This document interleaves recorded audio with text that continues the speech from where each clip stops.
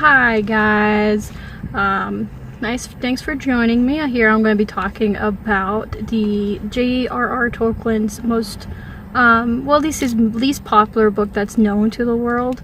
It's called The Story of Kullervo. This is the book. If you all seen it, good for ya. If not, I wouldn't be surprised because it's not a popular book. So I'm probably going to say all these characters' names wrong, so just a heads up. So I'll call the main character by what the name he's actually supposed to be called, but anything else I'm just going to say the first letter of their name, that way I don't offend anybody, and y'all can understand what I'm saying pretty well.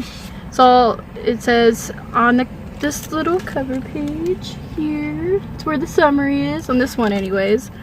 Kullervo, son of Kay, is perhaps the darkest and most tragic of all J.R.R. Tolkien's characters. Hapless Kullervo, as Tolkien called him, is a luckless orphan boy with supernatural powers and a tragic destiny. Brought up in a homestead of the dark magician who killed his father, kidnapped his mother, and who tries 3 times to kill him when still a boy. Kullervo is alone save for the love of his twin sister, Wana, and guarded by the magical powers of the black dog Mutsi. When Kullervo is sold into slavery, he swears vengeance on the magician, but he will learn that even at the point of vengeance, there is no escape from the cruelest of fates.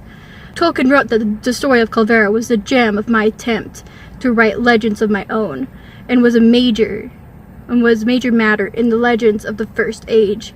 His Kullervo was the ancestor of Turin Tabar, the tragic and sensitive terror of the children of Huron, in addition of being a powerful story in its own right. The Story of Kullervo, published here for the first time with the author's drafts, notes, and lecture essay on the source work, the Kullervo, is a foundation stone in the structure of Tolkien's invented world.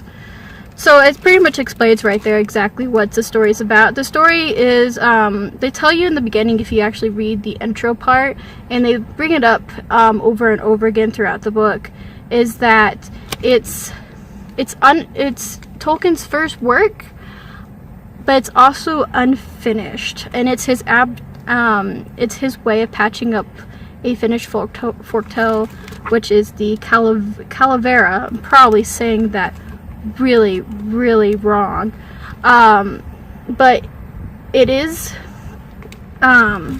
his way of patching up to where it makes sense to the modern viewer, and it's his first attempt, but it's also unfinished. It does have his lecture essays and source work to help you also understand it.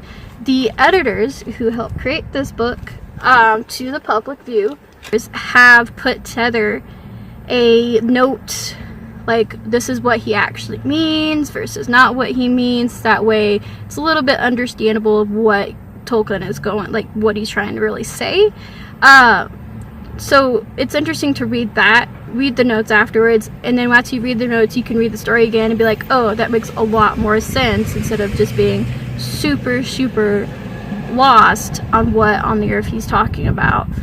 It's one of the other interesting things I found out that while reading this, I'm a storyteller. I'm not a professional storyteller, not yet, but for someone who's studying to be a storyteller, it's nice to know that even the greatest authors started out this way, and it's not that he didn't start out the best way. It's definitely not his best work, but it's also his first work, so it kind of like has that little gem because it is the first work that he's ever done.